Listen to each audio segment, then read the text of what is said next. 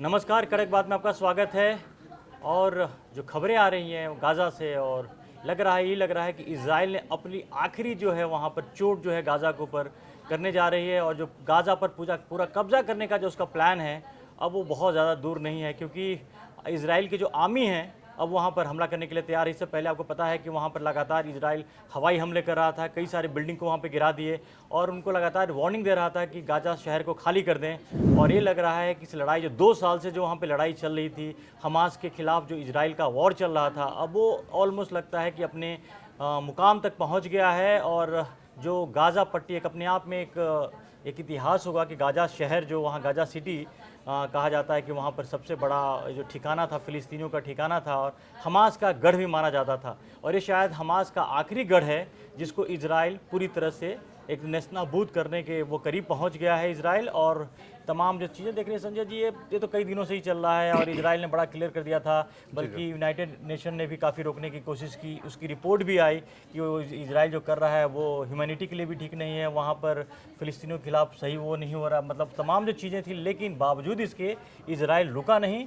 और अमेरिका भी पूरी तरह से देखा, भले अमेरिका खुल के बातें ना कर रहा हो, लेकिन बड़ा साफ कर दिया। क्योंकि आप देखिए कि जिस तरह से कतर पर जब हमला करता है इजराइल हमास के खिलाफ, तभी अमेरिका का स्टैंड उसने बोला कि भैया हमास के तो खिलाफ जो कर रहा है वो सही है। और कल जब बेंजामिन नेतन्याहू की प्रेस कॉन्फ्रेंस हो रही थी, वहाँ पर मार्को रूबियो भी थे, वहाँ पर जो अमेरिका के जो फॉरेन मिनिस्टर थे, उन्होंने साफ साफ कहा कि कतर को इनिशिएटिव लेना चाहिए और हमास से को कहना चाहिए कि जो जितने बंधक हैं उनको छोड़ दे, तब ये चीज़ें अपने आप खत्म हो जाएगी। तो बड़ा क्लियर था कि अमेरिका और इजराइल की जो आपस की जो अंडरस्टैंडिंग थी, इसके दम पे वो गाज़ा को बिल्कुल गाज़ा पट्टी में जो हमले किए गए उसमें अमेरिका का पूरा हाथ था। अब वो बड़ा एक वो क्षण आ रहा है जो कहा जाता है कि पहले भी गाज़ा पहले जैसे खाली था वो खाली होने वाला है। अब पता नहीं आगे क्या क्या होगा, प्लान तो बहुत सारी चीज़ लगी हुई हैं, लेकिन ये तो बड़ा क्लियर हो गया कि अब गाज़ा बिल्कुल सपाट होने वाला है।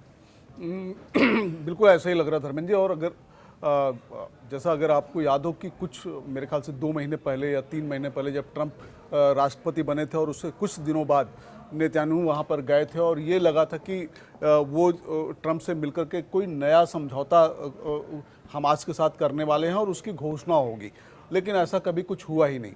मुझको लगता है वो जो इनकी मुलाकात थी, उस मुलाकात में अमेरिका के साथ मिलकर के नेतन्याहू ने एक प्लान बनाया कि गाज़ा पट्टी को हम पूरी तरह से खाली करेंगे और वहाँ पर खाली करने के बाद आगे देखा जाएगा नया गाज़ा बसाएंगे। हाँ, नया गाज़ा बसाएंगे या उस एरिया को पूरी तरह से बफर जोन बना देंगे।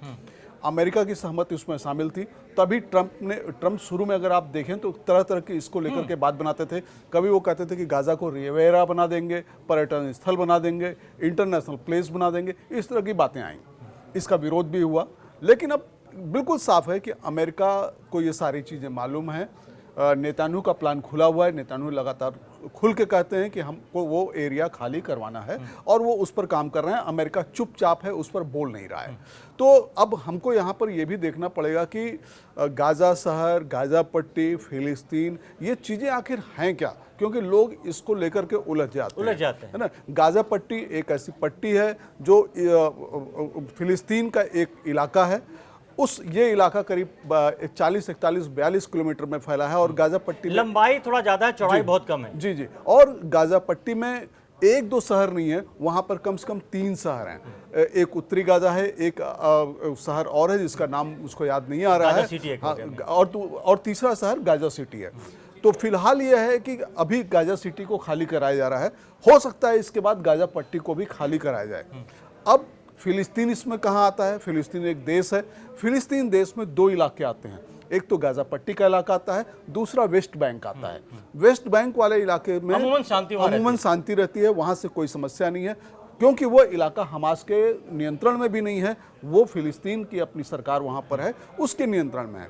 और इजराइल को सारी समस्या भी गाज़ा शहर में हमास के नियंत्रण पर है, क्योंकि वो ये मानता है कि हमास जो गाज़ा शहर को कंट्रोल करता है वो एक आतंकवादी संगठन है। और हमास ने लगातार कुछ ऐसी चीज़ें की भी हैं जिससे इजराइल की जो सुरक्षा है या उनके लोगों की सुरक्षा है वो खतरे में पड़ी है। वो थोड़ा और सिंप्लीफाई करते हैं इसको कि दर्शकों की जानकारी के लिए कि वो इलाका है जो इजराइल से बिल्कुल लगा हुआ है। अगर आपको याद हो 2023 अक्टूबर में जब हमास ने हमला किया तो इसी का फायदा उठाया था। बिल्कुल ये जो घने आबादी वाला इलाका है, इजराइल के बॉर्डर से लगा हुआ है, यहाँ से लोग इजराइल आते जाते थे, लेकिन वहाँ एक नाकाबंदी होती थी जहाँ पर इजरायली सेना है उसको स्कैन करके जाने देती थी, लेकिन उसको भी उन्होंने धता बता कर करके इजराइल पर जिस तरह से हमले किए, तो इजराइल का जो भरोसा है बिल्कुल उठ गया है। अब वो चाहते हैं कि ऐसा आसपास इजराइल से चिपक के कोई ऐसा एरिया रहे नहीं जो उनके लिए आगे भी किसी तरह का खतरा हो, या 2023 में जिस तरह के हमले हुए वो दोबारा ऐसा नहीं हो। और जो ये इलाका पूरा है वो पूरे हमास के कहते हैं गढ़ वही होता था। और जो जैसा संजय जी ने बताया कि जो वेस्ट गाजा है वो इलाका है, आपको अगर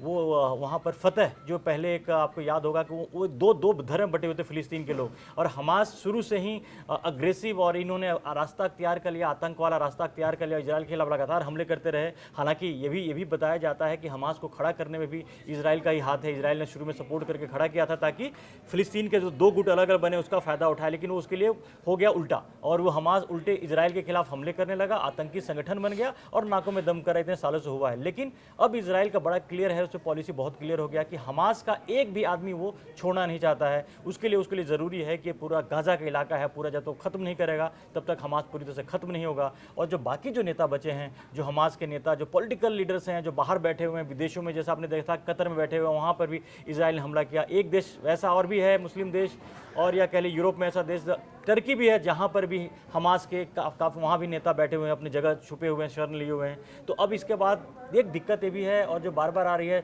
हमने लास्ट आखिरी शो में हमने डिस्कस किया था कि हो सकता है कि टर्की पे अटैक करना इतना आसान नहीं होगा इजराइल के लिए। लेकिन एक बात तो बड़ा क्लियर है, तो या तो फिर ये डील बनेगी कि क्योंकि अमेरिका के इन्फ्लुएंस में टर्की है, तो या तो अमेरिका के प्रभाव में जो वहाँ से हमास के नेताओं को बाहर भेजा जाएगा, या जो एक मैच फिक्सिंग जो हमने बात की थी कतर में जो हमला हुआ था, उसमें हमारा ये मानना है कि उसमें अमेरिका की मिली भगत थी, और उसमें कतर भी शामिल था, और सिर्फ हमला किया गया ऐसी जगह पे जहाँ पर हमास के नेता थे।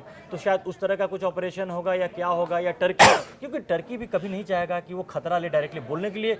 ये बड़ी अच्छी बात लगती है कि जैसा अभी देखा कतर में अभी 50-55 देश 57 देश बैठे हुए हैं मुस्लिम देश, और वो बात एकता की कर रहे हैं। लेकिन जब हमले की बात, जब हमला होता है तो सारे देश अलग अलग अपना राग। बिल्कुल यही देखने में भी आया कि एक सारे मुस्लिम देश मिलकर एकता की बहुत ढेर सारी बातें करते हैं, लेकिन जब एक्शन की बात आती है तो वो सब अलग अलग हो जाते हैं। वो चीज़ यहाँ भी है। लेकिन और ये बात देखिए पक्की है कि हमास के लोग अगर कतर में हैं तो मुझको लगता है कि हमास के लोग ईरान में भी हैं, तुर्की में भी है, दूसरे हो सकता है यमन में भी हों, हूती विद्रोहियों ने उनको संरक्षण दे रखा हो, तो ये तो यहाँ पर फैले हुए हैं। बाकी दूसरे मुस्लिम देशों में हमास के लोग नहीं होंगे।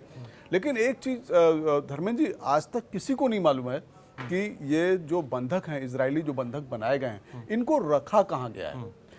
इजराइल ने बहुत कोशिश कर ली कि वो पता लगा ले कि ये बंधक कहाँ रखे गए हैं, उसको इसका पता नहीं लग पा रहा है। मोसाद भी इसका पता नहीं लगा पा रहा है, जबकि मोसाद को सबसे मतलब कुशल संस्था, गुप्तचर संस्था माना जाता है, जो हर जगह की हर चीज़ पता करके रखती है। इजराइल को ये लग रहा है कि जो उसके बंधक हैं वो गाजा इलाके में ही वो गाजा इलाके में हो सकते हैं, या हो सकता है कि उनको कतर में कहीं ले जाया गया हो। लेकिन अगर ये बड़ा खतरनाक होगा, एक बात मैं आपको यहाँ पे रोक रहा हूँ कि अगर इजराइल को ये पता चल जाए कि उसके बंधक किसी और देश में हैं और वहाँ हमास के ने छुपा रखा है, तो ये उस देश के लिए बहुत बड़ा काल हो जाएगा। याद रखिए, फिर वहाँ पर इजराइल को अगर ये बहाना मिल गया तो इजराइल रुकने वाला नहीं है, तो कोई रोक भी नहीं पाएगा। तो ये थोड़ी सी संभावना मुझे इतना, अगर जो देश हैं जितना जानते हैं इजराइल को, उन्हें पता है कि अपने इस तरह की हरकतें नहीं करेंगे। हमास के नेता को छुपाना अलग बात है, अगर उनके बंधकों को अगर आपने छुपा रखा तो इजराइल तो फिर कोई एक्सक्यूज ही नहीं उसके लिए। तो धर्मेंद्र जी, यहाँ पर ये बात लग रही है, हो सकता है कि इजराइल गाजा शहर को इसलिए खाली करवा रहा हो क्योंकि उसको लगता है कि इस शहर में ही कहीं कोई ऐसा गुप्त स्थान है जहाँ पे बंधकों को छिपा के रखा गया है। जब हम इस पूरे शहर को नेस्तनाबूद कर देंगे तो हमें बंधकों का पता अपने आप लग जाएगा, हम अपने बंधकों को निकाल लेंगे। दर्शकों को बता दें कि ये गाजा पट्टी पूरा इलाका है, बेशक 35-40 किलोमीटर की लंबाई और मेरे ख्याल से 3-4 किलोमीटर की चौड़ाई उसकी है, लेकिन इस पूरे जगह में एक तो आबादी बहुत ज्यादा है, बिल्डिंगें बड़ी बनी थी, और यहाँ पर टनल्स इतने बने हैं कि आपने पिछली बार भी देखा होगा कि जब इजराइल ने हमला किया तो टनल्स के काफी, उसकी वजह से इजराइल कभी वहाँ पर जाता नहीं था, कभी भी वो अपनी आर्मी को नहीं भेजता था वहाँ पर, हमेशा हवाई हमले करता था। लेकिन टनल का एक ऐसा जाल बिछा रखा है हमास ने वहाँ पर, और इसी वजह से बिल्डिंगें वहाँ गिराई जा रही हैं। तो उसके पीछे की पॉलिसी भी यही रही है कि जब तक आप ऊपर की बिल्डिंग नहीं हटेगी तो आपको टनल कैसे पता चलेगा। तो ये सपाट करने का जो पूरा प्लान इसी की वजह से है। और बताया जाता है जिस तरह की जानकारियां हैं कि उसी गाजा इलाके में जो है बंधक जो इजराइल के हैं उनको अंदर कहीं से तहखाने में किसी टनल में छुपा के रखा गया है, और इजराइल उसी के लिए वो खाली करवा रहा है और तमाम चीज़ों के अंत में। लेकिन यही हुआ संजय जी कि एक कुछ बंधकों के लिए हमास ने अपनी एक जो भी उसकी नीति रही हो, लेकिन कुछ बंधकों की वजह से जो एक शहर बसा था, अच्छा खासा बसा था, फिलिस्तीनियों का एक अच्छा खासा इलाका था, वो पूरा तबाह। धर्मेंद्र जी, मैंने उस इलाके की वो तस्वीरें देखी हैं जो 2.5 साल पहले या 3 साल पहले जब इजराइल ने इस पर हमले करने शुरू किए, उससे पहले की थी। बहुत खुशनुमा बाजार वहाँ पर थे, लोगों के स्कूल थे, हॉस्पिटल थे, चहकती हुई ज़िंदगी थी, लोग बहुत अच्छे से रहते थे और उनके बाज़ार देख करके लगता था, उनके होटल देख करके लगता था कि क्या शानदार जगह है। लेकिन आप देखिए कि वो सब के सब बर्बाद हो चुके कुछ हैं। बंधकों के लिए हाँ, और अंत में ये भी होगा कि या तो बंधक मारे जाएंगे या तो इजराइल जो बच्चे खुचे जिंदा होंगे छुड़वा लेगा। लेकिन हमास की जिद की वजह से पूरा जो गाजा पट्टी है, पूरा इलाका है, वो बर्बाद हो गया और वो फिलिस्तीन के लोग जो बेचारे बच्चे, गरीब जो भी महिलाएं, बच्चे वहाँ से भागने को मजबूर हो गए हैं। अब ये पता नहीं कि उन्हें शरण कहाँ मिलेगा, लेकिन फिलहाल ये है कि इजराइल और हमास की लड़ाई के बीच में इसका नुकसान लाखों फिलिस्तीनियों को उठाना पड़ा है, सब कुछ हुआ है। ये घटना लगातार डेवलप हो रही है और बड़ा क्लियर हो गया कि इजराइल अब रुकेगा नहीं जब तक कि गाजा को सपाट नहीं पूरी तरह से कर लेता है। तो इस पर हमारी पूरी नज़र बनी हुई है। अगर आपने अभी तक कड़क को सब्सक्राइब नहीं किया तो सब्सक्राइब जरूर करें। तमाम अपडेट्स के साथ हम आपके साथ फिर हाजिर होंगे। फिलहाल के लिए धन्यवाद। धन्यवाद।